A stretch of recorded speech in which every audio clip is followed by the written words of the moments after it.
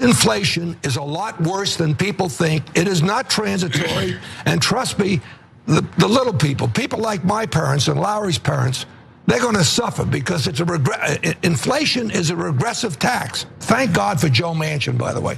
Thank God for Joe Manchin. The guy's got guts and courage, and he did what he had to do, and he'll continue to do what he has to do. I'm going to have one of the biggest fundraisers. He's a Democrat. I'm a Republican. I'm going to have one of the biggest fundraisers I've ever had for him. Again, on the lower end of the income scale, you're getting a lot more than what you paid in. If you're in the high income, you're not getting what you paid in. And wasn't that sort of the deal?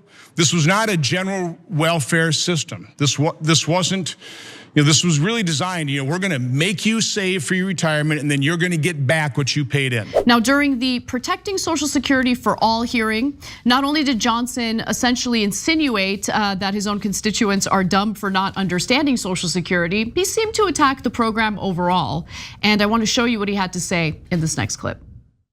When I talk to Wisconsinites, they just have a basic misperception about Social Security. I mean, I think this was originally sold as, okay, we are going to, as a nanny state, we're going to make sure that you're going to have money for retirement. So we're going to extract wages from, or taxes from your wages, and we're going to set up an account for you so that we're going to save it for you for your retirement because we don't trust you to save for yourself.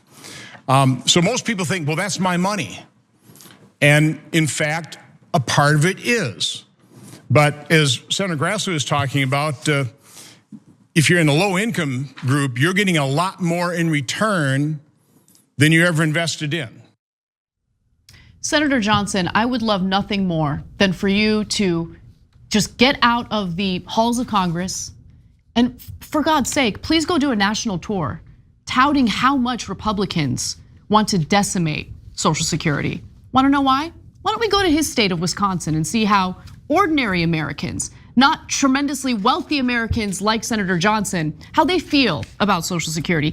84% of Wisconsin voters 50 and older say they would be more likely to vote for a candidate for Senate who will protect Social Security from cuts.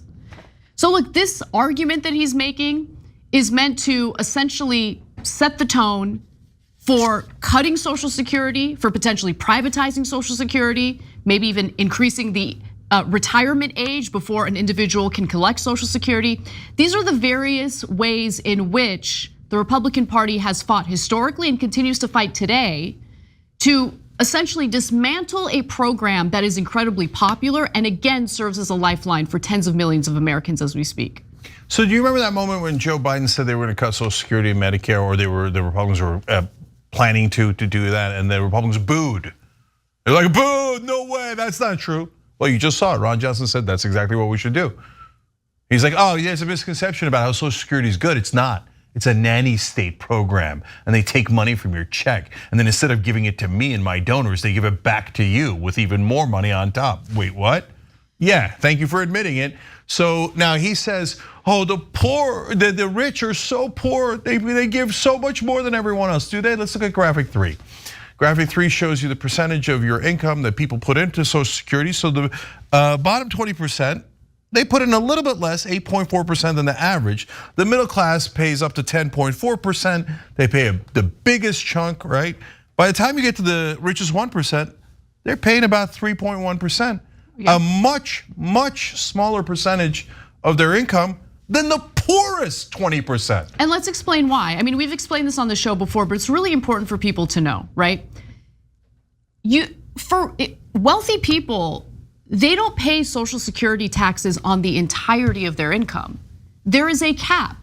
So let's say we're talking about someone who makes a giant salary, right? After you earn a certain amount of money each year, the federal government stops taxing you for Social Security. The vast majority of Americans never hit that cap, never surpass that cap. But the very wealthy, right? They get to a point where I forget the exact number this year, right? But it gets to a certain point in your income where you're no longer taxed for Social Security. So the way he's framing it makes it seem as though, oh, the poor are stealing from the rich, right? It's not fair. The rich are paying into the system, they're paying way more into the system, and they're getting way less in return. but they get taxed less when you consider the percentage of their income that ends up getting taxed for Social Security. So his sophistry is, he says, well, look, basically in essence what he's saying, when you look at raw numbers, if you make $250,000 and you pay, let's make up a hypothetical here so the math is easy, 10%, you're giving $25,000. But if you're only making $25,000 a year and you give 10%, you're only paying $2,500. So the guy making 10 times as much is putting in 10 times as much in raw dollars. Yeah, that's because he's making $250,000. Now the guy's making $25,000, can barely survive. Right. And he still puts money in. He still puts a lot of money in, right? And so now they're saying, no, above that number, which is around, around that 200,000 mark. No, we don't want to pay it. But that's it. That's enough. I don't want to pay it anymore. And it's up to you guys. Now, gee, I wonder which side Ron Johnson's on. Right. Now, I'm going to explain the progressive position in a second.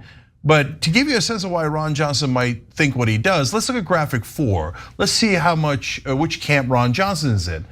Oh, he's the 6th richest person in the Senate with an estimated net worth of over $39 million. Guys, can you imagine, this is a thing that drives me crazy. Can you imagine being that wealthy and being upset about Social Security taxes? No, it's no, and so look, this is important. So he's personally wealthy, and if you have that kind of money and you still need more, there's something deeply wrong with you, right? But that's not the main issue here. The main issue is all of his donors collectively have maybe trillions of dollars on the line.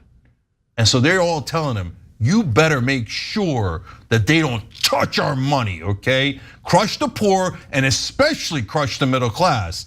But do not let them touch our money. And like a dog, he goes out there and goes, Social Security, who needs it, man? Remember when we were booing and saying that we wouldn't cut Social Security?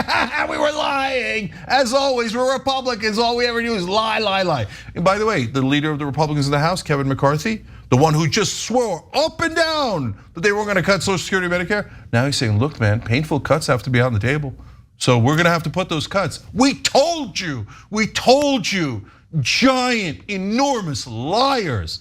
Look, politicians overall are huge liars. I know mainstream media says they're noble people, okay? But Republican politicians almost never tell the truth. And so the progressive proposal, sorry, Anna, would add generations of solvency to Social Security. So you would, for generation after generation, you would never have to worry about Social Security running out. And people would get $200 a month extra in Social Security. My parents on Social Security, they would love $200 more per month. All you have to do is tax everyone instead of having a maximum cap. That's it. It's super easy to solve. The rich just refuse to help. I do want to go to one more video of Ron Johnson, okay? So let me set it up. So further arguing during Wednesday's hearing that Social Security was not meant to be a general welfare system, Johnson turned to Institute on Taxation and Economic Policy Executive Director Amy Hanauer, who testified that our tax system raises far too little from those with the most, to ask what he called a very simple question. So let's watch. What was that very simple question? Out of $1 of income that any American makes, how much should be the maximum amount the government takes out in total? What is the total maximum tax rate on $1 of income? I think we should think about the kind of country we want to have, and then have I just want a percent. I mean, you've already thought about that. How much do we ought to take out of $1 of income? We had 400 billionaires who paid less than 8% tax rate, so more than that. The top 1% pays 40% of all income taxes, okay? I don't know at what point in time is a fair share. It is telling that I can never get a progressive witness to tell me what the maximum percentage is they want to tax $1 of income. Senator, and you're not willing to do Senator, it. when we consider all taxes, the top 1% pays about 24% of taxes. And they make 22% of income. That's pretty fair. 22% of income. They're still paying a higher level of tax than they get in the income. So we can argue with that, but again, I'm just asking. In a society where the wealthiest are getting more and more of our income, they can afford to chip in more to maintain the systems that enable them to build that wealth in the first place. And that's what the Republican Party wants to avoid having to be honest about. It's the percentage of income that the wealthiest among us end up paying toward taxes. And when you consider that those earning far less are contributing a much larger percentage of their income to taxes, how can you not get like when you look at the anger in the country, can you not understand where it's stemming from? Right? The system is unstable, right? Or what the system is producing right now. The failures of Congress, the unmitigated greed that you witness, not just among corporate executives, but among members of Congress who themselves are incredibly wealthy. That leads to an unstable society. Okay, the inequality that we're experiencing right now when it comes to both income and wealth is leading to the anger, it's leading to the division, and Ron Johnson wants more of it. He wants to decimate one of the most popular social programs in American history. It's just amazing to me how like they look at the inequality and they're like, we want more. We want more. Yeah, and they say it brazenly. So look, last thing is that a Democratic senator made the point I was gonna make, which is pretty rare. So way to fight back, Sheldon Whitehouse, Democratic senator from Rhode Island. I told you sometimes he's actually quite a brilliant guy and doesn't make some good points. So that little magic trick that Ron Johnson did, I mean, why don't you tell me how much we should tax a dollar? Tell me a random dollar how much we should tax it.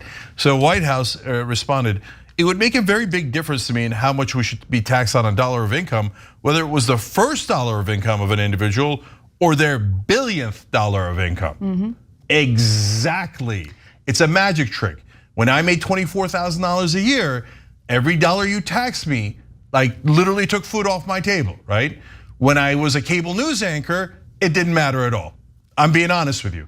It didn't matter at all. Yeah. So it makes all the difference. Where is that dollar that's being taxed? The marginal rate, the top marginal rate only goes to the richest people above a certain number. It doesn't apply to you guys. And the rich hate that. Yeah, they're like, oh, it's just so we can afford, because we can afford it, you're taking a little bit more from us. Yeah, that's how a fair society works.